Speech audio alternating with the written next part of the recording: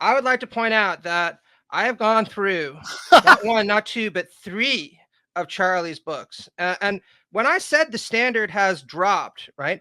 Even relative to his older work, I was like, fuck me, this is lazy, right? Like when you look at, you read this, you're like, this is like a 2 out of 10 book, right? This is like watching your average Michael Bay movie. Then you get to this and you're kind of like, oh, so apparently Marx was the president of the young Hegelians. How interesting, right? So now we're really getting, late night, you're really drunk, that kind of level of movie. And then somehow he was like, no, this is just the fucking warm up to this text where I'm going to give you a list of books that you should read. I won't have read them, but I'm still going to call you fucking lazy for not having gone through it. And you're just going to have to deal with it. Like I said, the group that should be the most insulted by the existence of this are conservatives. Because if I were a fucking conservative reading through this book where he sits there being like, what I'm doing is a process of friendly deception and encouraging you to police your own thoughts so that there's no uncertainty in them, I'd be like, okay, so what you're suggesting is that in order to accept this trash, I need to be a fucking idiot. And apparently you're encouraging me to make myself stupider to swallow that. And if I were a conservative, I'd be like, I'm just not going to do that, Charlie. Again, I'm going to go back to good old Dave Rubin and good old Ben Shapiro, because at least they're not asking me to fucking drink bleach to lower my IQ enough so that I can swallow whatever it is that they're trying to sell. They're just content with aiming at the bottom of their respective barrels. Well, in fact, last night and this morning, I did read all three of your reviews of the Charlie Kirk trilogy. Which I suspect I would not enjoy reading the books themselves, but I suspect not. I certainly enjoyed reading the reviews. In fact, I think I mentioned I was at my I think I mentioned to you off air. I was in my parents' place in Beaumont last night, and I was sitting in the kitchen after they'd gone to bed, and I was reading a couple of these, and at one point I started laughing so loud that my dad came out of his bedroom to ask what I was laughing at. But in any case, so this is the first one, the MAGA Doctrine, the only ideas that will win the future. Now, I suppose I will give him credit for the choice of cover art. That's a fun decision. It's I wonder about it, but so you reviewed this for REO magazine, and you note at the beginning that this is kind of a funny combination of words, right? The MAGA doctrine, because when you think about Donald Trump, who in a horrible sort of way, I mean, it's certainly impressive. I mean, that the personality of this one sort of strange elderly racist has completely rewired American politics, so everything has revolved around him for the last decade. I know, and I want to say I was at the DNC with a buddy of mine. We were doing interviews for things, and I disagreed with a lot of what was said, but the one thing Obama noted that I completely agreed with was when he was like, isn't this whole Trump thing just getting a little bit old? And as somebody who's been reading these books and writing about it for the better part of a decade now, I was like, yeah, fuck. I, more than anything else now, just want Donald Trump to go just so that I can be spared having to think about him any longer, right? He's like that party guest that nobody wanted to show up, who crashed a party. Everyone just kind of tolerated him. Then you threw him out, but now he's coming back in. And at some point or another, you're just like, the cops are just going to have to be called, man. You're drunk. Get out of here. Yeah. I mean, again, the fact that it has been literally almost a decade, right? That I mean, and whatever. I mean, he was a major figure certainly well before that, but it has been, but like it has been a good 9 years and change since Donald Trump started his first race for president. And in a very real way, for that whole 9 years, I mean, like all of American political discourse, I mean, is just like everything always revolves around the son of like Donald Trump, pro or con, which is yes, it's exhausting. I will acknowledge that in a sense it is very impressive, right? That he's like he's a master of something, right? Yep. Clearly. But one thing that is not a word you would normally associate with him is doctrine, since the guy, has like whatever his skills as a demagogue, insult comedian, et cetera, et cetera, et cetera. He doesn't really seem like an ideas guy. And in fact, I don't know. I mean, if you look at what he actually did when he was in office for 4 years, it seems like, except for some, some like extra performative cruelty at the border, and with immigrants and Muslim travelers, pretty much everything he did is just like more or less what Republicans do, right? So it doesn't really seem like there's anything ideologically novel about this. But then you can't admit that, or else as like a big Trump guy, like once you've admitted that, it's like, well, okay, so if there's nothing ideologically distinctive about him, then isn't this just a cult of personality, right? I mean, like, what's the, like what could possibly justify Trump being this big a deal to his followers? If not, so therefore there must be some kind of doctrine. And Charlie Kirk in the first installment of the trilogy is there to fill that gap. So, lay it on me. What's the, like what are the ideas of Donald Trump as Charlie Kirk sees them? Well, I don't think that you're wrong to assume that they're more or less just whatever impulses Donald Trump happens to have at any given point, and that more or less just happens to be with whatever the conservative movement wants at any given point. And this is one of the things that really comes through when you read Kirk's book, and I'll get into my analysis of why this is significant later on. But if you read somebody, again, like Ben Shapiro has some pretty clearly thought out principles that he holds to. Now, he doesn't think through them all that deeply. Sure.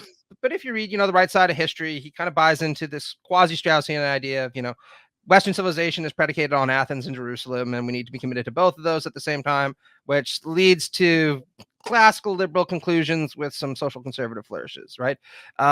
You can read fucking Dave Rubin's book again, and he's kind of a libertarian, except when he wants to, toy around with some light fascism, here and there. But there's a kind of consistent through line there. Kirk very clearly just isn't interested very much in ideas at all, right? Even though he apparently decides he wants to write books that argue for things like a MAGA doctrine. What he'll just do is he'll kind of coagulate all the different impulses, prejudices, and pathologies that are latent or expressed in the Republican and the MAGA movement at any given time. And he tries to provide a surface justification for all of them without any real effort to try to interrogate whether these things fit together or even really whether they make a great deal of sense together, right? Now, this was less problematic in the MAGA doctrine, where every now and then he would say things like, for the most part, I'm a libertarian, but at least kind of acknowledging that there might be a tension following the but, right? By the time you get to right-wing revolution, there's just none of that, right? It's like, well, we should be really fiercely defending free speech against the woke Marxist left. But pornographers, they're not really engaged in free speech, and so we can silence them, right? We should really be committed to this idea of free movement of peoples wherever possible. But we should also have a really strong border, right? Because that's an important thing. We need to, get back in touch with the muscle class, as he calls them, these good working class guys. But the Democrats are clearly the party of the losers and those who don't really want to work for a living. And also, we have to recognize that billionaires are the ones that create all the jobs in this country. And we should, if anything, thank them for that, right? This is also in the college scam a little bit. So I'm kind of assimilating the two books together. So it's really frustrating reading these books in a way that I cannot express to someone really unless they've also gone through them, which I don't recommend, right? Because what you get the sense is of somebody who is just trying to give a justification for all these things. And any normal, reasonably smart person would recognize that there's deep incongruities there and at least acknowledge that. But Kirk just doesn't care very much, right? He just sweeps all those anxieties aside and is like, look, this is what the movement believes. This is what they want. And this is what I'm going to sell. And that's a segue to what I'm going to talk about later on, which is that at a key point in the right-wing revolution, he does actually have some interesting things to say that are if you want to call it that, original, or demonstrate some real thought on his part. But they're not actually about politics, let alone the substance of things like political ideologies or policy. It's about how to market and pitch things. And that, I think, is what Kirk is good at. Yeah, which I suppose is also the thing that, where Trump's genius is. But although I think he's also losing his touch this time around. But in any case, it happens, to the best of us. I mean, I can't even remember. What does he call Kamala now? There's like Communist Kamala or Commie Kamala or something. The last one I remember was Cackling Kamala, which I've got to say, I actually think that's a mistake because, whereas, Kamala does have a bit of a manic laugh, not nearly as bad as, for example, Trump's friend Tucker. But whatever. She does have a bit of a manic laugh, but I have to say, coming from Trump, those are 6 out of 10. Yeah. Yeah. Well, it's also like, okay, like it seems like what you're doing is just reminding us that Kamala is somebody who often laughs, which is a thing that Trump just does not do, right? Like ever. And if you're somebody who never ever laughs, I wouldn't call attention to that. Because that I think the more people think about that, the less appealing that seems on a human level. Oh, absolutely. I mean, that's something we could talk about later also, because I think there's some significance to that difference. I was just making the much more glib point that, I mean, if you think about Trump during, let's just use rock music metaphor, his imperial phase, right? He was just like running with the classics one after another, right? Crooked Hillary, Little Marco. Oh my God, he was so good at it. Yeah, like low energy Jeb Bush. Yeah, exactly. Low energy Jeb, right? Then you get to like 2020, bud. Like, sorry, 2024, Trump, 2023. Ron DeSanctimonious. You're like, okay, that's not quite up to par. It's kind of funny, but it's not. Yeah. It's not really. It's not like it's not anything like Little Marco. No, it's like the Rolling Stones during their Some Girls. Yeah. It kind of sounds like a great Stones album. In a lot of ways, it's pretty good, but it's just not quite the classic that you're looking for. And now we're getting this, and it's just very disappointing, right? Yeah. So one of the things we point out is that when he tries to define the MAGA doctrine, it just sounds like he's describing libertarianism, and which of course is very strange because the least I mean, look, there is lots of overlap between Republican policy preferences and libertarianism, of course, right? Like, but the least libertarian thing in the world is to say we need to build a giant wall and throw as many people as possible in cages so they can't move around from place to place without our permission. Which you even bring in, Jason Brennan, certainly not my favorite guy, but, much more consistent, than Charlie Kirk, who's a libertarian philosopher, to talk about this. And, in general, I mean, it does hit me. I mean, certainly from my own debate with Kirk a few years ago that, he justifies his view on immigration, partly in terms of, the sort of threat of, cheap labor to, the living standards of American workers. But of course, this is the only thing that he wants to do on a policy level to help American workers, which seems odd. Oh yeah, absolutely. And those kinds of contradictions again pervade right-wing revolution, and they mean bluntly they pervade all his work, right? Just read again the college scam. It opens with the very typical kind of MAGA stuff about over-intellectualized, nebbish liberal elites who've never done a hard day's work in their life, and a kind of hagiography of what he calls the muscle class, right? People who work with their hands, which is ironic again because Kirk has never done anything like that his entire life, and if he valorizes it so much, then by all means he can go work in a factory and get some real life experience that way.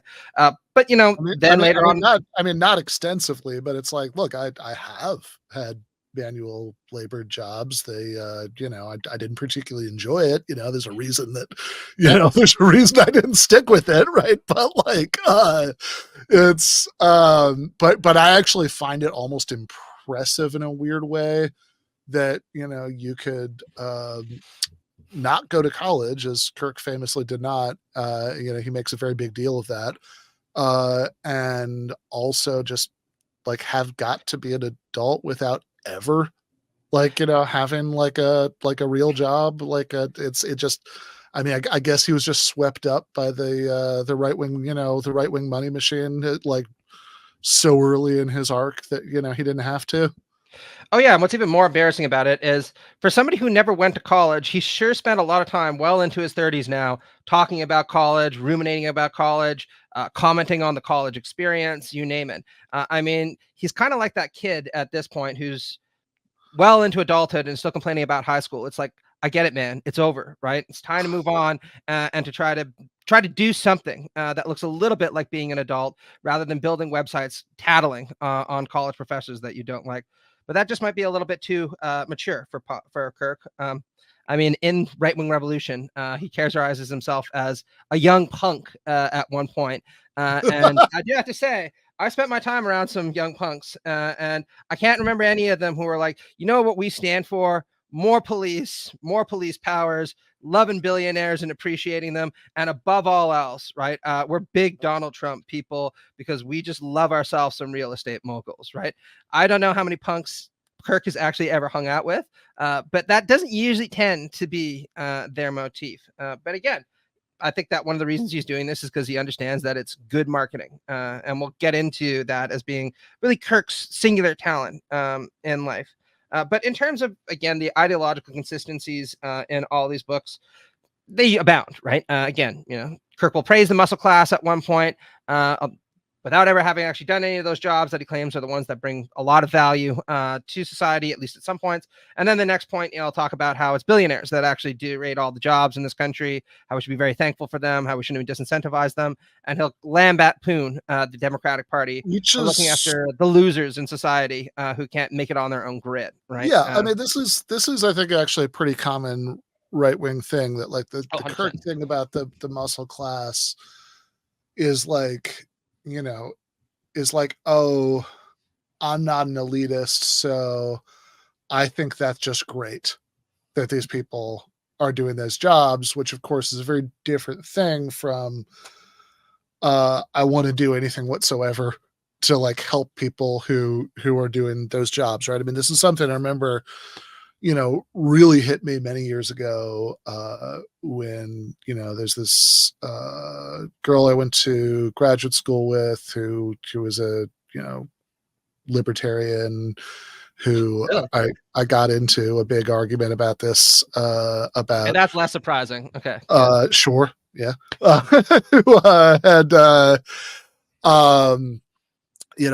I'd had, I got into this big argument with her about because she'd posted this meme that was like, oh, you want that higher minimum wage at McDonald's, and and there was like a picture of the order machine. It was like meet your replacement, and we got into it and we were arguing about it, and she said and there was one point where it's like, okay, she was like a moderate libertarian, and she was like, okay, with like a UBI, some libertarians like that, right? And I was pointing out, I was like, look, if you had like a real UBI that you could actually live on, I don't know if that's what you're talking about, like McDonald's wouldn't exist. This is something that people are only going to do if they're desperate. And I remember at that point, the move was, oh, see, this is how leftists are. They actually look down on these like, real, working class jobs. Like, no, I don't look down on anybody for doing it. It's just a fact that working at McDonald's is fucking awful. Like, nobody does that if they can help it. Right. Like, I often tell people, I worked at McDonald's for, I guess, about a year and a half when I was in high school. Second worst job I ever had, actually. But actually, it was a formative experience for me because one of the reasons I started transitioning left on economic issues, right, was because there was a woman there. She was probably about 40. I won't say her name in case she ever hears this, right? But we were all young. We goofed around. A lot of people smoked weed and worked, that kind of thing. Sure. She was always pretty solid about things. And one day I talked to her about things. We were on shift together, and she was like, I just feel so happy being around you people. You make me feel young again because I realize that I'm going to die here, like as in working at that place. And I was very immature, right? I was only about like 14, 15. And I kind of had to really extrapolate it a little bit. But I was like, I've been here for a couple months and I fucking hate it, right? The number of times I've been sent out into a dumpster to pick shit up because people throw things in the trash that they're not supposed to, and I got to go die for it. It just sucks. But in the back of my mind, I always thought, like, I'm getting the hell out of here. I'm not staying, right? Sure. And, maybe I had a kind of an elitist attitude about that in some senses, right? And, it's kind of like, I'm too good for this. I'm not going to stay here. But what occurred to me after this is I'm like, my God, I had to be this woman. That would really suck. And I don't think people should be put into that kind of situation. It's a really fucking shitty situation. We shouldn't have a society where people are forced to choose to do these jobs for 20, 30, 40 years and still be hanging out with high school students, trying to make a couple extra bucks to buy movies and stuff at the Rogers and to save up for some trips and stuff. But she's doing it because she has to put food on, the plate for her family because she lives in a trailer home. It's really fucking revealing if you ever actually do some of those things, how many problems there are in society. And that's why I think, it is telling that Kirk lionizes these people. But it's very clear that he's never actually really spent a great deal of time with anybody who actually has worked any of these jobs. Might give them a bit of a mouthful about just what they think the government should be doing on their behalf. Yeah, no, exactly. Or, perhaps they could get paid days off as are legally mandated in every other first world country and quite a few of the third world ones. Which we don't this country, have. they could even get fucking healthcare that's halfway decent, right? I mean, at least in Canada, we had that, right? If you got burned or you weren't able to work, you could go to the hospital, right? Fuck, I don't even know what health insurance is like if you work at McDonald's right now, but I'm betting it's not good. Yeah, that would be my guess. But yeah, so when you think about your intention to get out of that, of course, that had to do with going to college, which brings us to the book you already mentioned, the number 2 in the trilogy and the Empire Strikes Back position, the college scam. I'm sorry. This book is more like a Nightmare on Elm Street 2, right? Again, I don't mean to imply that, the MAGA Doctrine is anywhere on par with Wes Craven's masterpiece, right? But it is it's fucking Plato next to the college scam, right? Let's just be very clear, right? Well, the laziness creeped in quick and hard. Well, okay, so I do want to talk about Plato because in your review, also Inario of College Scam, it's called Marxist Professors and Brainwashed Students, Charlie Kirk's The College Scam. I think actually, one of those times that I was laughing that hard last night was when I got to the point where you're talking about how like the anti-college memoir is this venerable conservative tradition. William F. Buckley wrote one, right? God and Man at Yale, which, I don't subject myself to this stuff anything like the way that you do, but, every, I do try once a year or so to, get myself to read a conservative book just to kind of stay honest. And, my inner Catholic, right? You got to get the self-flagellation in at some point. So I have read God and Man at Yale, and it's, in fact, I actually remember I read it right after the last conservative book I read before that was Ben Shapiro's The Right Side of History. And I've got to say that like really primed me to enjoy the Buckley book since, it's like certainly if nothing else, the writing is like 10,000 times better than Shapiro, and also I don't think Buckley would say things like Shapiro says in that book that Kant located morality in the human heart, actual quote. That legendary figure who was just like, we need to really base morality very heavily on our emotions and what's emotionally gratifying. Yep. As much as possible. That was Kant's main point. Yep. Yeah. Almost went too far with that, right? Exactly. But And God I'm Mad at Yale, by the way, is interesting because it's, you know, just to connect the topics from tonight, it's a very, very openly pro-censorship book. Which is You almost know, refreshing when you read it, right? Because at least you're like, look, normally you have to kind of wade through these layers of bullshit and obfuscation, and Kirk saying like, I'm a libertarian, but you know, like, at least with Buckley, you get no holds barred, unfiltered conservatism in the sense that is, look, rights belong to some people, not to others. And I think that for the most part, we should have speech unless you don't deserve it, or you're going to undermine values that I think are important. In those cases, you don't deserve speech. And you're like, at least he might be a bullshitter, but at least he's honest, right? He's an honest bullshitter in some bizarre sense of the word. Yeah, exactly. Like Buckley's just gonna be like, oh, Yale needs to fire all of these atheists and socialists from its faculty. And yeah, so it's this venerable tradition. You know, you've got Buckley, you've got Dinesh D'Souza, you know, you've got, you know, whatever. Like there's a Alan long Bloom, you know, there's so Alan many. Bloom, right? Totally, yeah.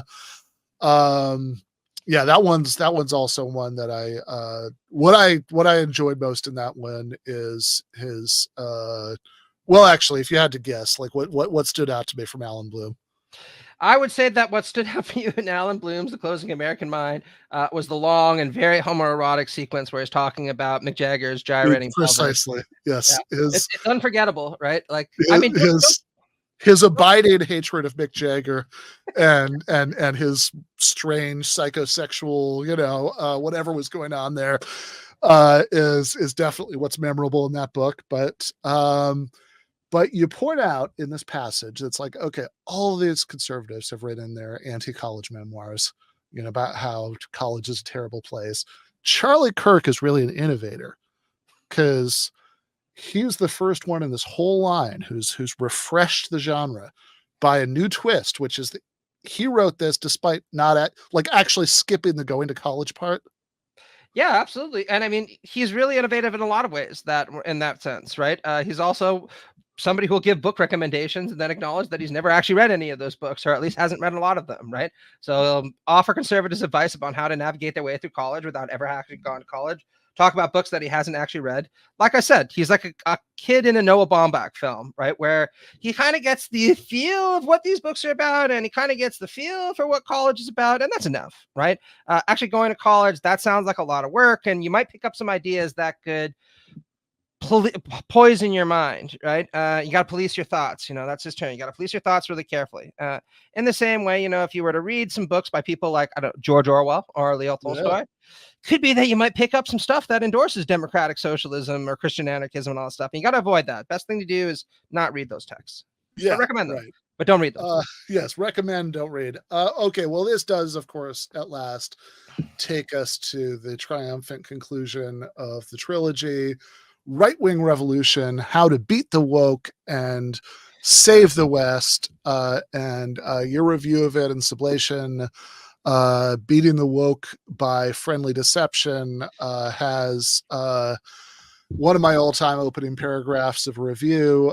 Charlie Kirk's Right-Wing Revolution is written by a man with so little respect for the Western canon that, rather like an anxious high schooler in a Noah Baumbach film, Charlie offers a list of recommended books to learn about our shared Western heritage before admitting that he has, quote, definitely not read, unquote, all of his own recommendations.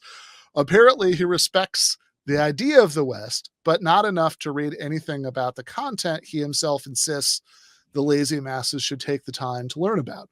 As I'll make clear, I want to make clear, that's not me being unfair, right? Like I said, it's pretty clear that Kirk probably hasn't read Bronze Age Mindset, but he's a little jealous of BAP and, you know, all the intellectual prestige he's going through.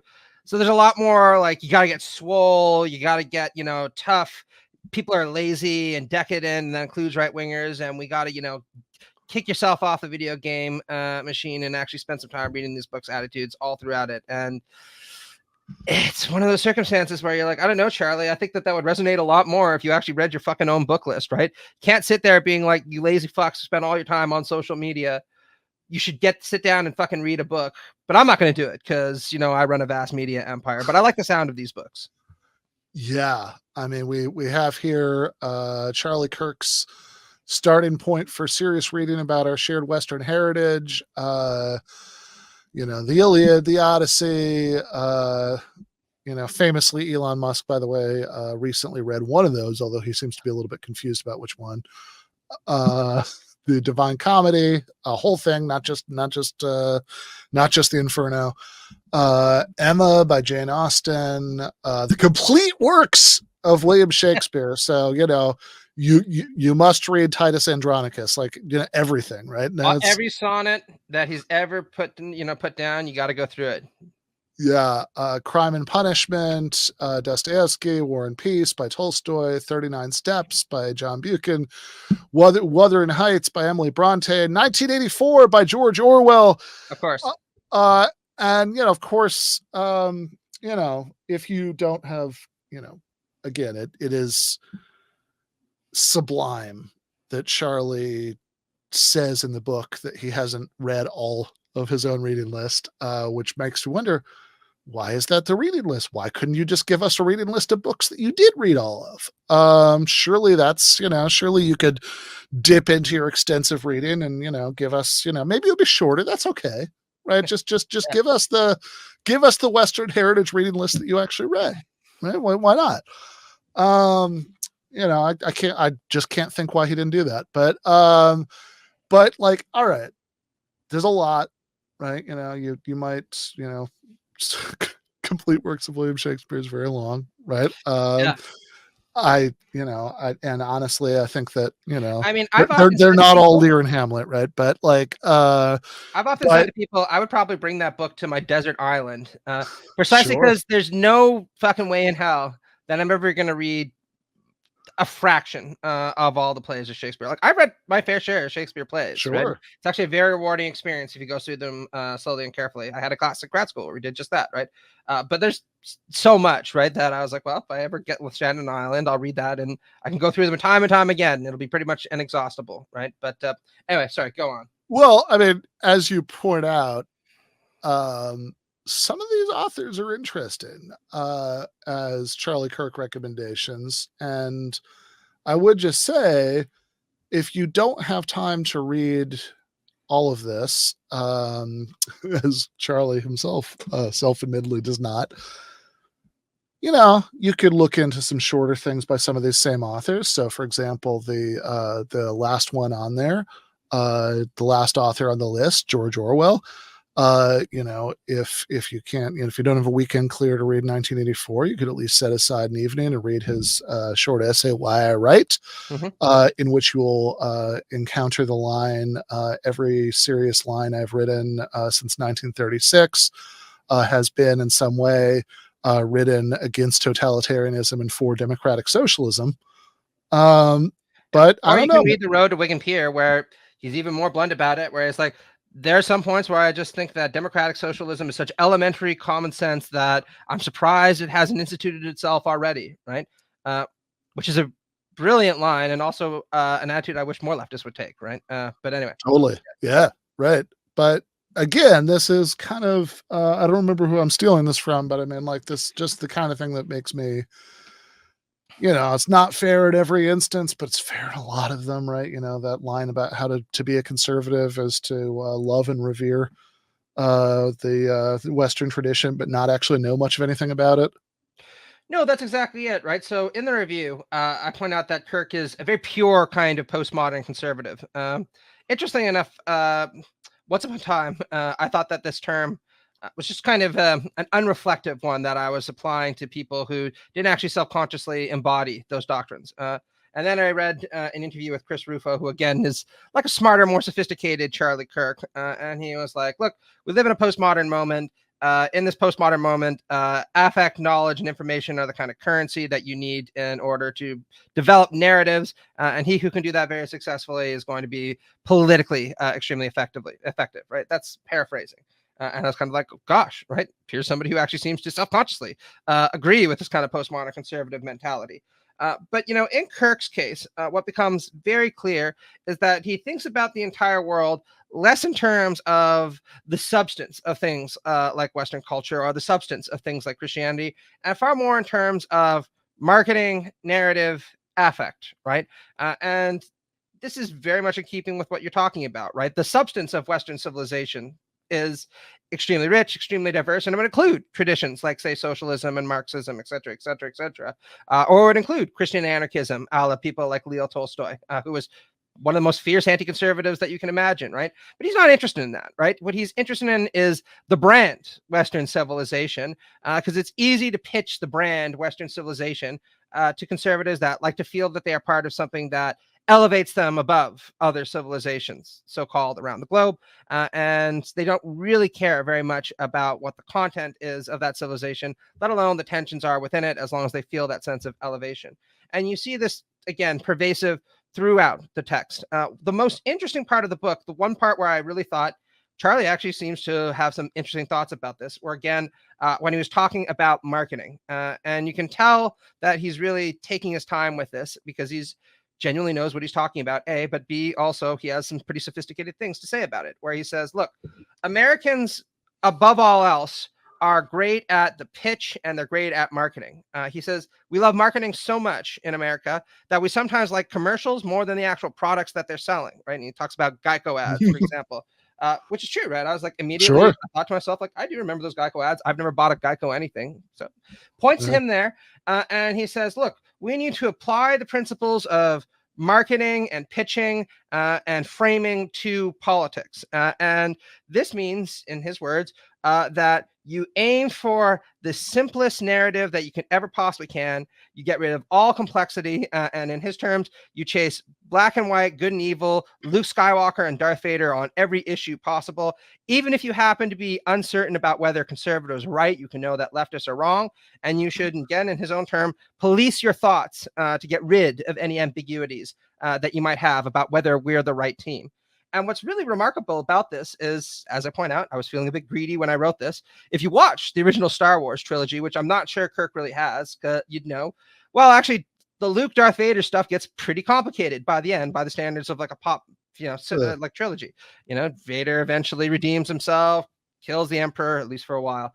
And Luke struggles with the dark side and ambiguity about, the Jedi. So what Kirk is really saying here is that we need a sub Star Wars level of complexity for conservatives to actually function as, a kind of viable ideological movement. And that's why I said at the start of my book that there's nothing more insulting to the average conservative, ironically, than right-wing revolution.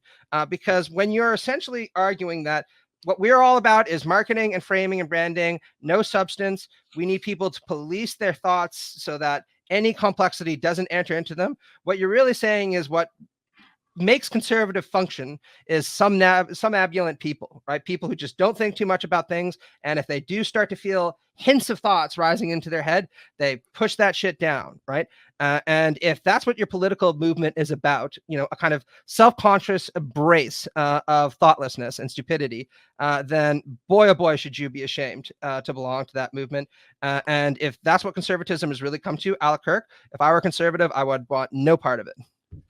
Yeah, I mean, if you imagine that you wrote a movie where the conservative guy in the movie was like constantly telling his followers, hey, you need to police your thoughts to make sure that no liberal thoughts enter into your head, and see every issue with the simplicity of Luke Skywalker versus Darth Vader. But only in the first film, right? Once you start getting into like Empire Strikes Back level territory, that's getting a little bit too complicated. Like we've reached the level of 8-year-olds in terms like their moral nuance and thinking. I love that. I love that. Yeah, I mean, people would think it's like, oh my God, this is such a ridiculous caricature of conservatives. Like this is so unfair. And yeah, I love that line in the review about actually what he's preaching. If you think about it as a sub Star Wars level of complexity, because look, I was a small child in the 1980s. I watched those VHSs of the original trilogy. Me too. Innumerable times, right? And I have like a very deep store of love and affection for those movies in my soul. I try not to think about the existence of all the rest of the movies that were made in that franchise afterwards.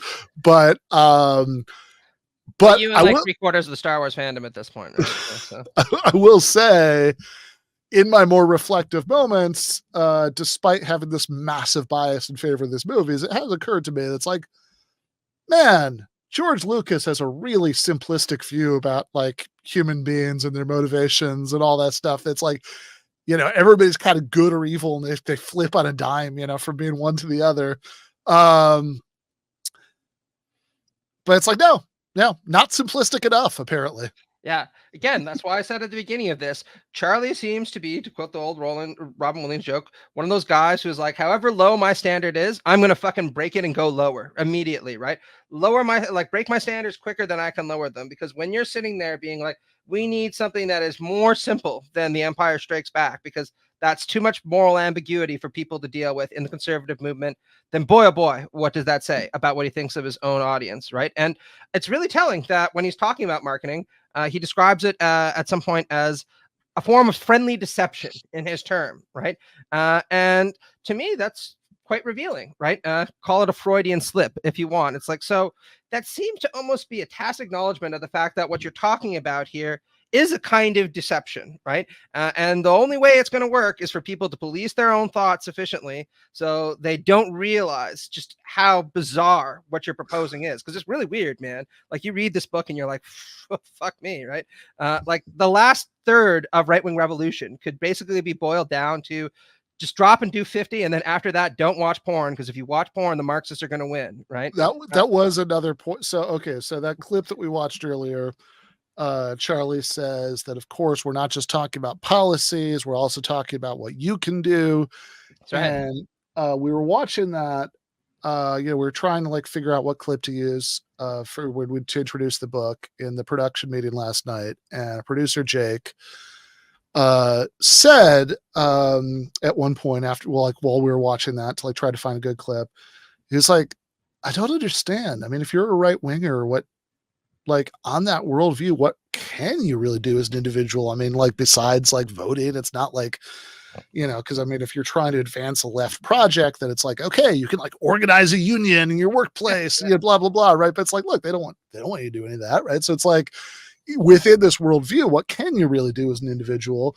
And then I was reading I was reading your review last night, and I got to the answer, which I texted him the screenshot. I was like, oh, here you go. Here's your answer, which is the last 100 pages or so of Right Wing Revolution could be summed as don't watch porn or the woke win. Yeah, exactly, right? I mean, look, my sense of this, and this is purely speculative, by the way, is, again, Kirk does not have enough independent thoughts of substance to jump on this self-help bandwagon without being pushed towards it. My feeling is that he was probably inspired by listening to people like Jordan Peterson, watching the popularity of people like Bronze Age Pervert or Raw Egg Nationalists. Look him up. It is a thing, right? And I was kind of like, this seems to be what's trending right now. Yeah, I thought I knew all the right-wing weirdos. I'm actually not familiar with Mr. Raw Egg. Well, by all means, delve into that, right? You're in for a treat. If you want your fascism delivered even weirder than with Bronze Age Pervert, then fucking have I got something for you. But, again, I think Charlie looked at these people trending and was like, well, they kind of offer a combination of lifestyle tips and really a strong emphasis on you got to get swole and hate fat people, or, again, the Marxists win. And that's pretty much what the last third of the book is, right? It's women, make sure you have a lot of children. Men, get swole. Don't watch porn or the woke win. And above all else, you should at least try to read books. And if you can't really do that, make lists of books that you're going to read and call everyone else lazy for not at least coming up with lists of books that they're going to read. Don't actually have to read them, but at least create a list of stuff that you're going to, because the intention of wanting to read the book is in many ways better than actually reading it itself. And it was really fucking frustrating going through those 100 pages. I was like, Charlie, if you really fucking don't want to waste people's time, which you keep saying you want to do, just fucking boil this down to, again, do 50 fucking push-ups, eat some fucking kale, read the Bible, and don't jerk off. And that's all we need to say.